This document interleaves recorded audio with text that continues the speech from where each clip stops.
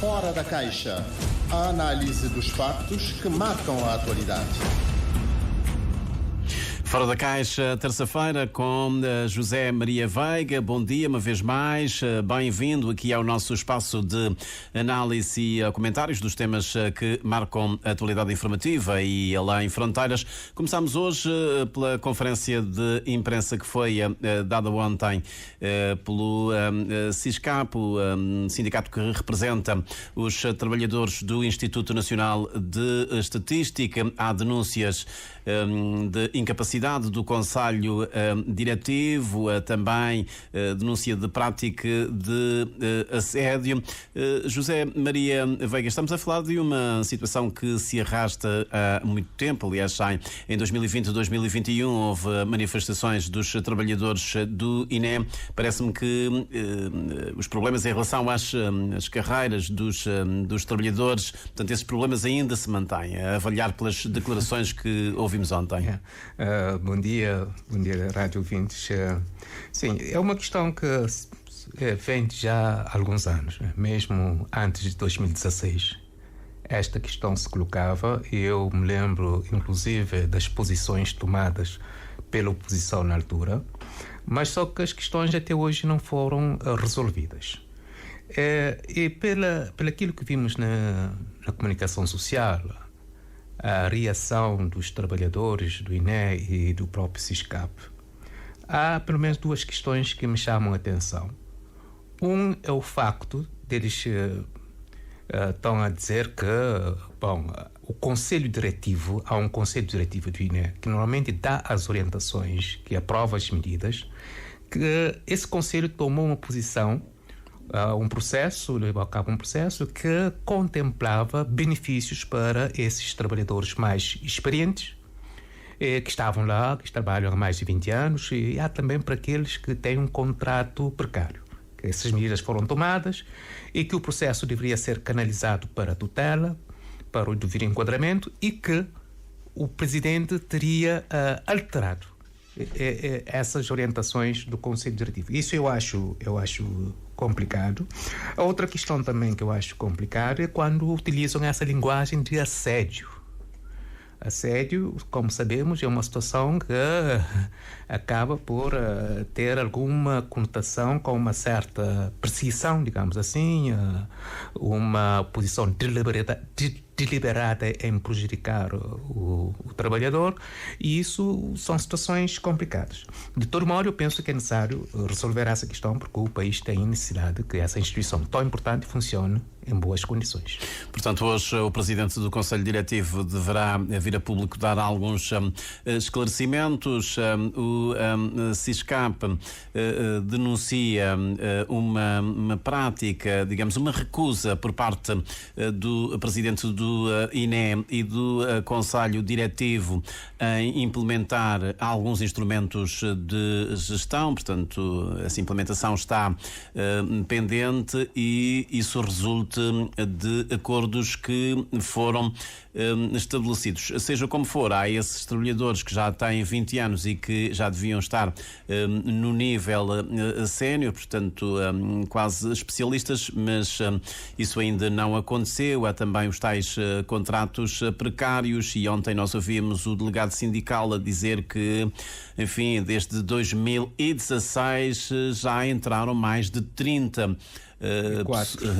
pessoas no INE. Daquela ideia de que não há margem, não há condições para se implementar o acordo e para melhorar, digamos, a situação laboral dos trabalhadores, mas há margem para estar a contratar pessoas.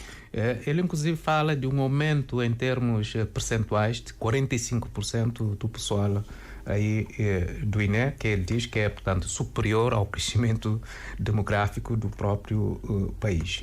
Depois ele fala também na intimidação, okay? Ou seja, há praticamente uma pressão para levar os trabalhadores a assinarem um contrato a termo e sob pena de ficarem sem salário no mês seguinte. Eu acho isso inaceitável. É uma questão que a democracia nossa não pode aceitar isso, e penso que aí aí também a tutela terá que pronunciar para a gente estar imunida de todos os instrumentos possíveis, das declarações possíveis, para podermos pronunciar com autoridade sobre o que está passando realmente. De todo modo, quando se aumenta o número de funcionários como prioridade e não se dá atenção nenhuma aos que já lá estão e que, a certo ponto, como dizem, são reconhecidos praticamente como especialistas por organismos internacionais e mesmo nacionais, eu acho que aí há, no mínimo, uma questão da gestão dos recursos humanos, que se coloca a nível da instituição, que é preciso ver. Portanto, acha que é por causa disso que acusam o presidente do Conselho Diretivo de incapacidade de gestão? Eu acho que a razão é essa, porque normalmente o Conselho Diretivo está lá para, até certo ponto, proteger o presidente da Comissão Executiva.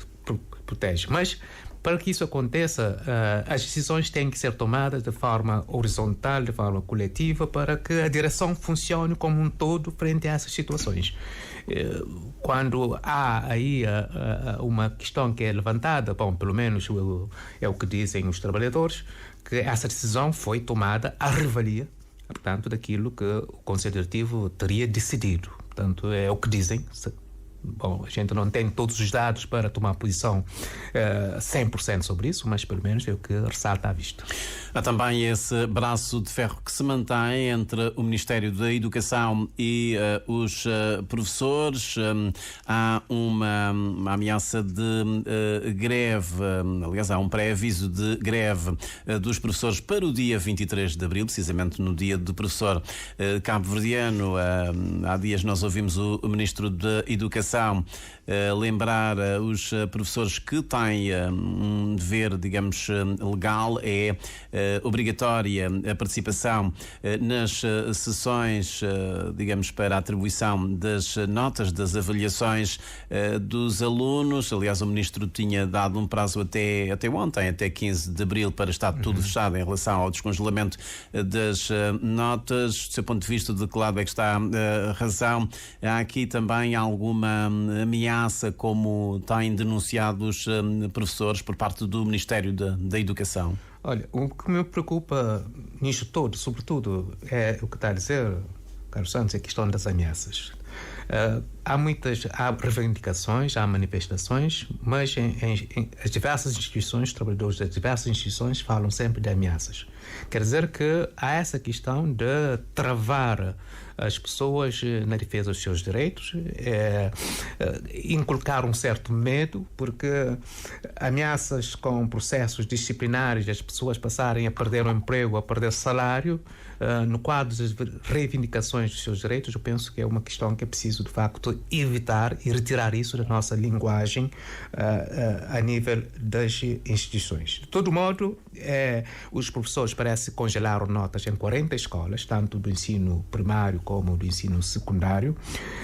Dizem que não há nenhuma lei que os obriga a introduzir essas notas no sistema.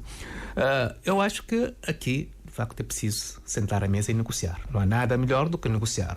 Sabemos que é um processo, por vezes, complexo, complicado, porque isso envolve não só o Ministério em si de forma isolada, mas há outras situações, digamos assim, disponibilidade de recursos financeiros para dar respostas a essas questões. Mas qual é que, do seu ponto de vista, a eficácia dessa luta, desse instrumento, dessa estratégia de congelar as notas? Há aqui algum risco, digamos, de fragmentação, de fratura, uma vez que alguns professores, sei lá, por medo, vão e colocam as notas no sistema, enquanto outros não o fazem. Portanto, do seu ponto de vista, como é que olha para, digamos, a eficácia dessa medida? Essas questões se colocam sobretudo também quando os próprios sindicatos não se apresentam como uma força unida, única. Há vários sindicatos, mas quando são confrontados com esse tipo de problema, praticamente não estão unidos. A mesma coisa a nível dos professores.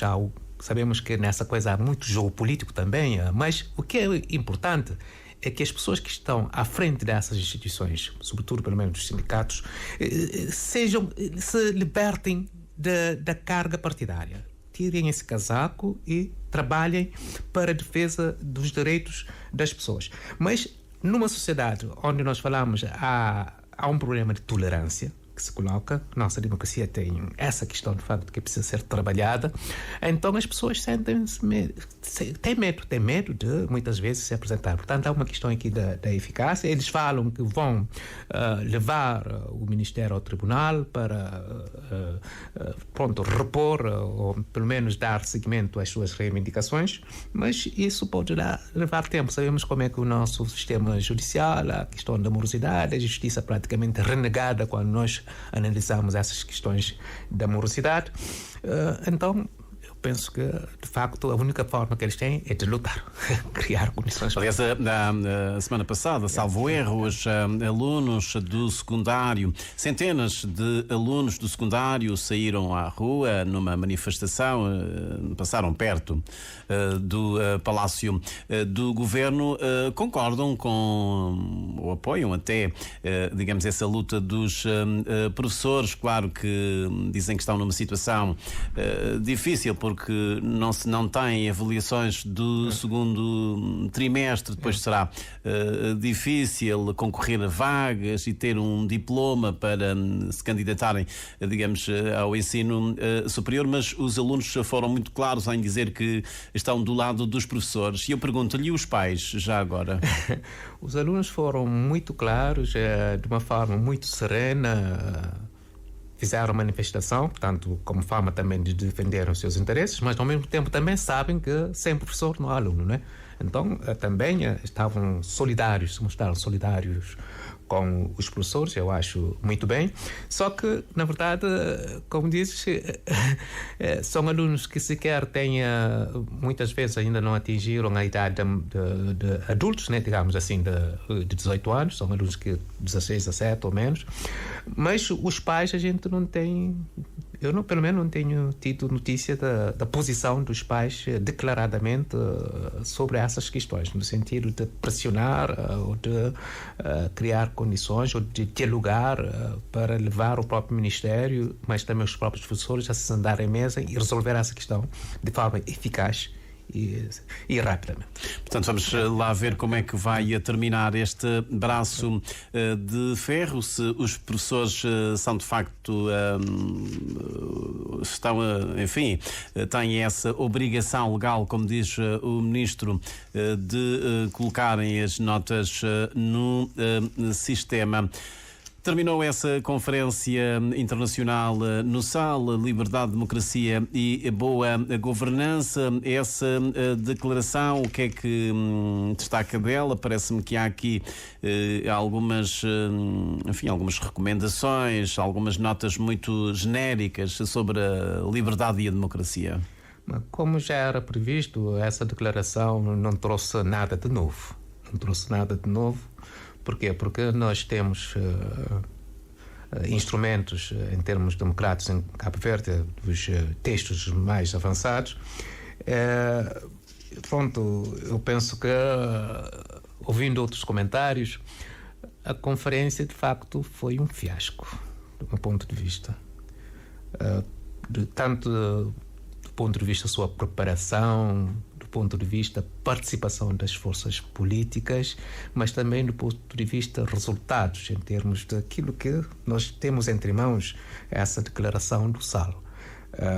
Reafirma os direitos humanos universais, compromissos para salvaguardar e fortalecer as instituições, isso nós encontramos em todos os textos que nós temos, combater o autoritarismo, reconhecer a preeminência da cooperação internacional, reafirmar a promoção da liberdade, tudo isso, né?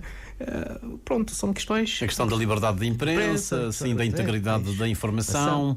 Isso. De resto, combater a desinformação, né? A manipulação, promover a cultura da integridade ética, reconhecer o papel fundamental da mulher e dos jovens. Portanto, essa é, em poucas palavras, esse é o resumo dessa Seja como for, é declaração. sempre bom falar sobre a democracia e a liberdade. É fundamental. Agora, o problema está em fazer isso com o custo que se portanto, de um país que neste momento está confrontado com todas essas situações que estamos a analisar neste momento, porque de facto não há recursos suficientes para dar respostas às justas reivindicações de diversos grupos sociais que temos no país, e quando aparece um caso desses é preciso de facto a gente se interrogar sobre os caminhos que estamos a trilhar com vista ao desenvolvimento do nosso país. Parece-me que não se vai ficar apenas por essa declaração. Ouvi que será publicada uma espécie de ata dessa conferência com as comunicações. Eu acho que a conferência não despertou interesse na sociedade civil, pelo menos, né? A ata pode estar lá, mas o governo aí acho que falhou de facto, efetivamente, na preparação dessa conferência, num compromisso que deveria estabelecer com as diversas forças políticas, porque de facto foi um trabalho de marketing.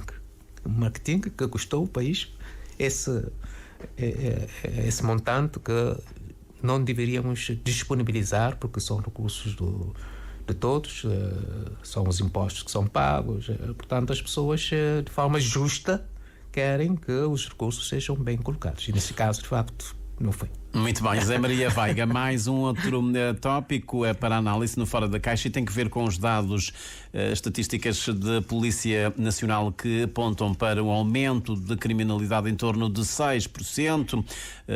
Naturalmente são números referentes a 2023, um total de 22.838 ocorrências. Segundo dados da Polícia Nacional, a Força de Segurança registrou 39 homicídios no arquipélago durante o último ano, 2023, a maioria na ilha de Santiago e representando mais de 6% em comparação com 2022. Quer fazer também uma leitura em relação a esses dados da Polícia Nacional?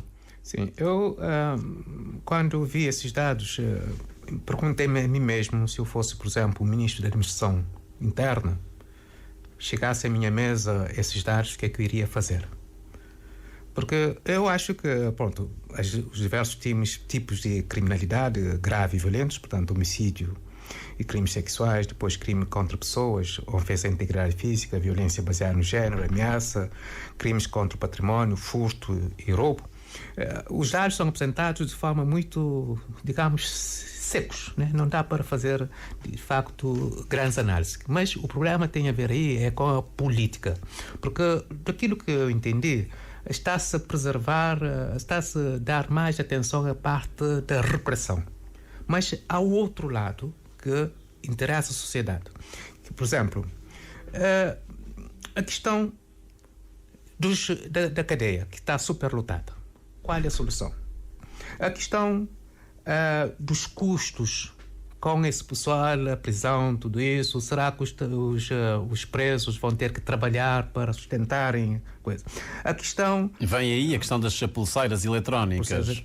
A questão da presença policial no terreno para... Como é que vai ser, por exemplo, um posto móvel, atenção a dar essa questão, mas sobretudo do meu ponto de vista tem a ver com a coordenação entre os diversos ministérios para poder dar uma resposta a acabar. Por exemplo, Ministério da Justiça, Ministério da Administração Interna, Ministério da Família, o Ministério da Educação para a questão da reinserção, a questão da Procuradoria-Geral da República, porque há casos em que os presos são levados. Depois, pouco tempo, são libertados, porque às vezes o processo está mal instruído. Está a ver? Quer dizer, há questões, de facto, que é preciso ter em devida conta e deve haver uma plataforma de coordenação, de entendimento sobre essa questão da segurança no país, porque, de facto, só a parte repressiva com o Ministério da Administração Interna não vai poder dar resultados. Agora, há esses crimes violentos que é preciso, de facto, ter um tratamento fundamental. Isso tem a ver com os homicídios e com os crimes sexuais. Portanto, estou curioso ainda por saber o que é que faria se fosse Ministro da Administração Interna e tivesse recebido esses dados na sua mesa. Olha, há coisas às vezes complicadas. Por exemplo, esses crimes sexuais de menores, por exemplo. Aí a gente poderia ter um extremo. Há quem defenda que o governo, aqui Cabo Verde já não é governo, Cabo Verde deveria ir para o extremo para tratar esses autores. Porque o problema, os autores, nós temos número de autores, o documento nos dá o número de autores, a faixa etária, mas não sabemos, por exemplo, perfil direto dessa gente. São pessoas que de onde vieram, de que meio surgiram, qual é a formação que têm em termos de coisa, o que é que fazem, qual é a delinquência, a reincidência. Temos números de casos, mas não sabemos cada um desses autores quantos casos, por exemplo, de criminalidade cometeram no ano. Não sabemos quantos novos autores entraram, por exemplo, no ano. Essa evolução dos novos que entraram e dos novos que saíram, de outros que saíram, não é? É preciso a gente ter mais ou menos esses dados. Não sei se há um tratamento eficaz desses dados. São questões que nós lançamos, podem até não ter sentido para os que trabalham diretamente na coisa, porque sabem que mais do que nós como lidar com essas situações, mas são questões que nos ocorrem e, enquanto cidadão, de qualquer maneira, são dados da Polícia Nacional que depois terão que ser cruzados com os dados dos Conselhos Superiores, do Ministério Público e também da Magistratura Judicial, e que vem sempre nos tais relatórios sobre a situação da Justiça. Vamos ter ainda que aguardar. Sim, eu acho que sim, mas de todo modo a questão tem a ver com a política. Bom, a polícia faz o seu trabalho, a política está lá para reprimir, seguir as situações, mas repara, há situações inclusive caricatas. Por exemplo, hoje mesmo me contaram um caso de um agente da polícia que foi preso por um juiz. Está a ver? Essas situações não podem acontecer, né? Está a ver? E há o papel das câmaras municipais nisso tudo. Quer dizer, um trabalho... Agora já temos Polícia Municipal em São Vicente, não é? Bom, que tem outras funções, como é evidente. Sim. Bom, é já uma boa coisa. Vamos ver como é que vai desenvolver sua ação no futuro, né? Vamos ver isso. Muito bem, estamos a caminhar para a final do nosso Fora da Caixa de hoje. Se calhar seria boa altura para olharmos para aquilo que acontece no Médio Oriente, depois dos ataques do Irão a Israel. Aliás, o Irão já veio dizer que irá responder a qualquer ação contra os seus interesses. São declarações do presidente, de acordo com a agência de notícias iranianos, um dia depois de Israel ter avisado que vai responder ao ataque de drones e mísseis de Teherão do fim de semana. Há aqui claramente um risco desse conflito se alargar por essa região toda. Quer dizer, há um risco grande, inclusive na sequência, portanto, na reunião da emergência a nível do Conselho de Segurança das Nações Unidas, do próprio secretário-geral António Guterres alertou para a iminência de um conflito devastador no Médio Oriente e pediu, portanto, a contenção das partes no sentido de evitar essa escalada. De facto, é uma situação extremamente complicada, porque sabemos que, primeiro, alegadamente terá surgido um ataque por parte de Israel ao consulado do Irão em Damasco, na Síria, mas sabemos que a relação entre esses dois países é uma relação tensa que vem de alguns anos, e neste momento, na sequência, portanto, desse ataque de Israel, portanto, ao consulado, houve uma represália por parte do Irão, talvez não proporcional, mas que, pronto, é a primeira vez que acontece e, do ponto de vista simbolismo, pode marcar um antes e um depois nessa situação. Portanto, é a primeira vez que o Irão responde diretamente, sim, porque tem feito através, digamos, de outras organizações, mas também outras células. É isso. Mas há um perigo grande, porque Israel não está sozinho. O Israel não está sozinho. com os Estados Unidos, mas também o próprio Reino Unido e a própria Europa. Mas a pergunta também que se coloca é se o Irão está sozinho. Porque nessa reconfiguração dos jogos geopolíticos, não sabemos qual será a posição da Rússia, sabemos também que a República Árabe e Irão restabeleceram, portanto, as relações diplomáticas, de cooperação e não só. E sabemos também que há países como o Paquistão, a própria Índia, naquele espaço do Médio Oriente, mas de toda a Ásia, não sabemos como é que isso vai dar. Não é? Agora, será que os Estados Unidos têm interesse, em pleno ano eleitoral, em avançar num apoio aberto a uma causa, a uma luta, a um conflito do tipo? Eu penso que não. Eu penso que neste momento os Estados Unidos têm todo o interesse em fazer com que essa questão seja controlada do ponto de vista e no sentido de evitar essa escalada. E o governo cabo-verdiano condenou veementemente em comunicado o ataque do Irão a Israel, uma situação que, diz o governo, acompanha com preocupação. Também o presidente José Maria Neves publicou uma mensagem na internet durante o fim de semana, referindo-se que o mundo está a ficar todos os dias mais complexo e mais difícil. Algum comentário em relação a essas posições do governo e do presidente da República? Eu acho que o governo fez bem, o Presidente da República também fez bem, portanto, em pronunciar sobre essa questão, porque, na verdade, se trata de uma situação extremamente complexa. E nós sabemos que, num caso desses, num conflito do tipo, não será uma guerra simplesmente convencional. Será uma guerra que poderá ultrapassar todos os limites aceitáveis para uma paz que nós queríamos que fosse a bandeira da humanidade neste momento, porque tem implicações sociais fortíssimas, né, para além de todas as mortes e tudo isso, mas sabemos também que o mundo atravessa um problema gravíssimo que é o próprio ambiente. Cada bomba que cai tem a sua influência no ambiente e a situação parece que até que temos uma crise grande de liderança no mundo, a nível mundial. Os líderes políticos acham que estão perdendo a cabeça.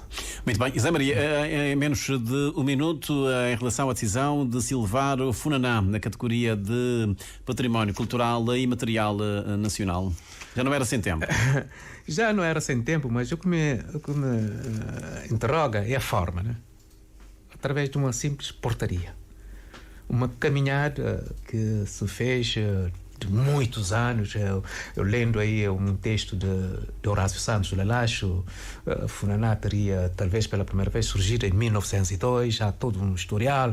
Depois vimos logo um género que foi proibido praticamente durante o período colonial.